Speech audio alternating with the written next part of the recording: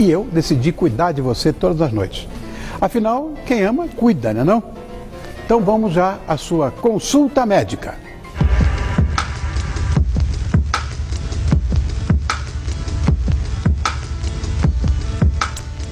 E você vai rir à toa depois de se consultar com um especialista em belos sorrisos. Ele é graduado pela Universidade de Odontologia de Araraquara, Nesp, tem mestrado em periodontia, doutorado em prótese e citogenética, é um especialista em implantodontia e é especialista também no que diz respeito à sua saúde bucal. Hoje vamos saber como deixar a sua boca perfeitinha, detonando a gengivite e entendendo mais como funcionam os implantes, com a ajuda do dentista Dr. José Vicente Contatore.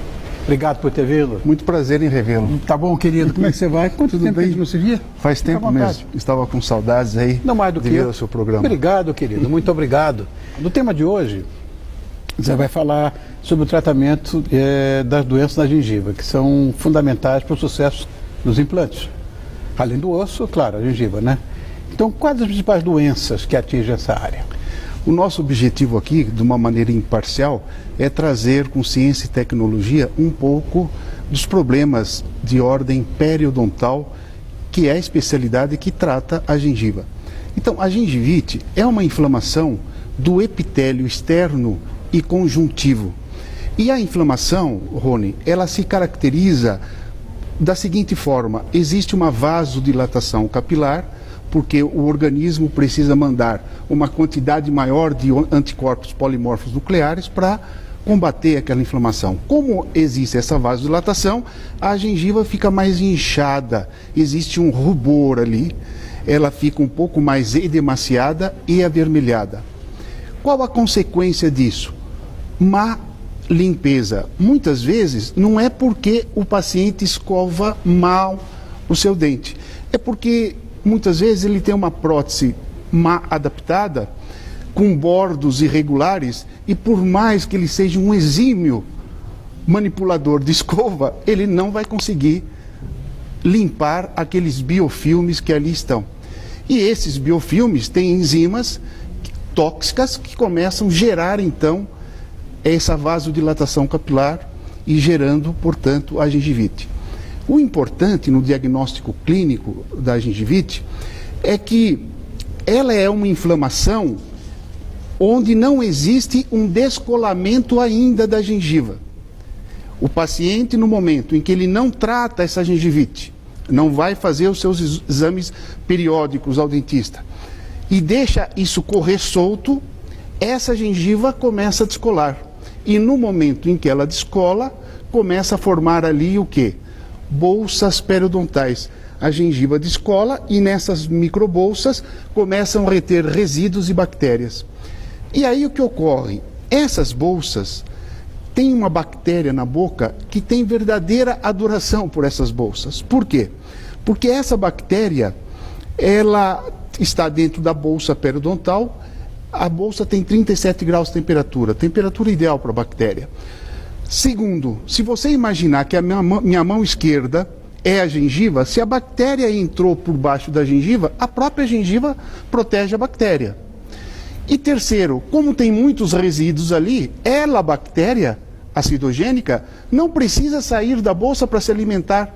Ela se alimenta desses resíduos, faz a digestão como nós, absorve o que é importante para elas e elimina uma enzima.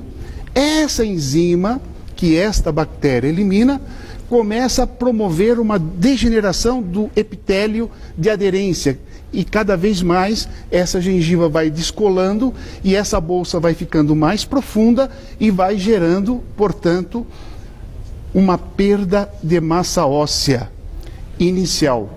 Aí nós temos uma periodontite grau 1. Começou uma perda de massa óssea. O importante, Rony, é que nós procuramos dar a você, telespectador, uma informação que é fundamental. Por que a perda óssea? O osso tem a cortical, que é a parte externa, e a medula, que é a parte interna. Quando você mastiga sobre o dente joga essa força para o osso. Nesse momento, nesse exato momento, as células da cortical, você perde células na cortical, células ósseas na cortical. E também, nesse exato momento, você faz com que as células da medula se reproduza e reponha as células que perdeu na cortical.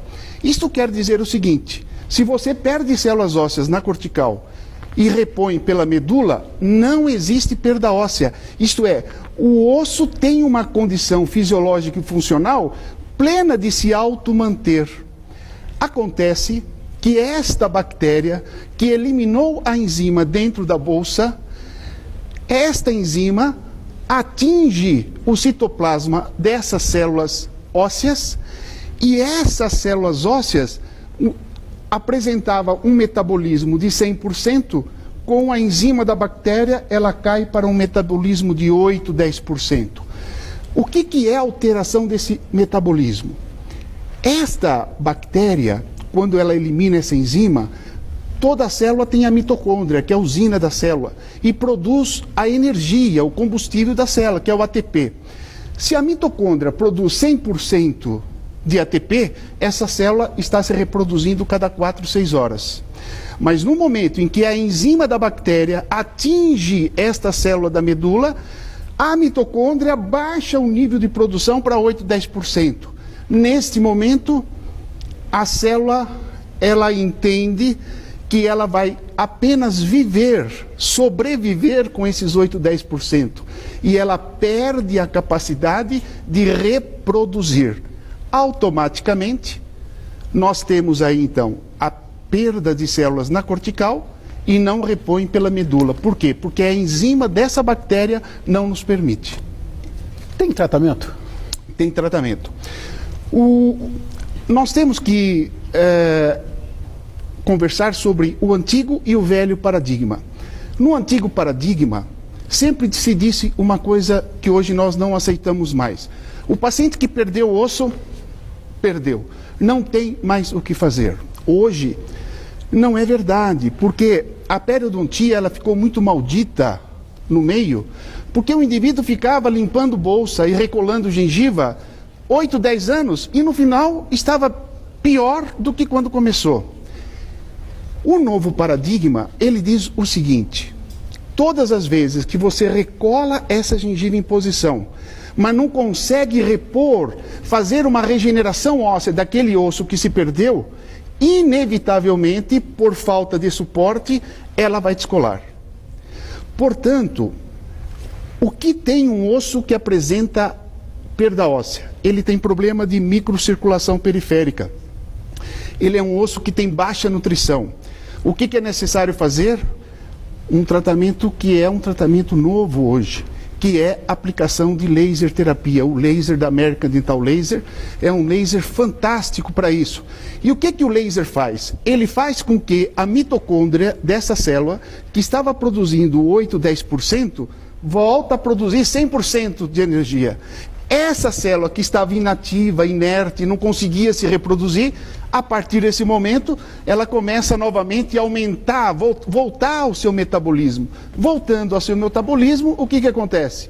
Ela volta num padrão onde ela começa a repor novas células.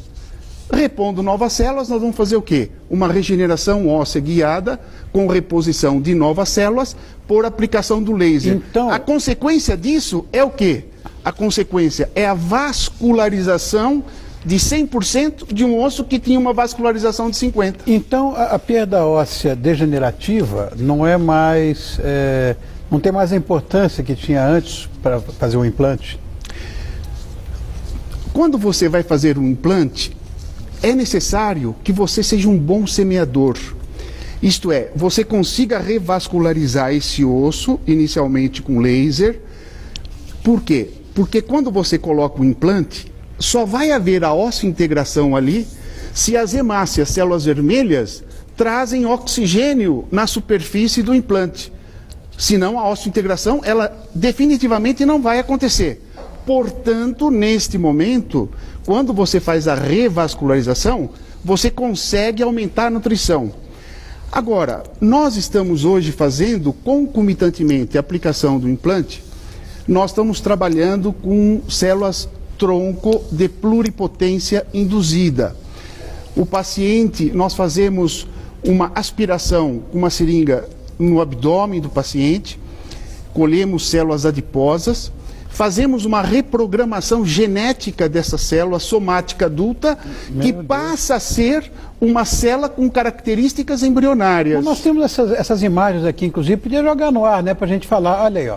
Nós estamos vendo nesse momento, telespectador, dentro de uma célula tronco de pluripotência induzida, os lisossomos, nós estamos vendo o complexo de Golgi, a mitocôndria, o complexo de Golgi está em roxo ali, próximo ao núcleo da célula.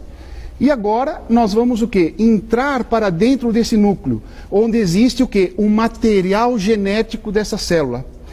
Neste momento, nós temos no vídeo, vai começar a aparecer duas pecinhas em amarelo, que são os dois centríolos, um do lado esquerdo, outro do lado direito, e vai haver agora uma formação de cromossomas impares.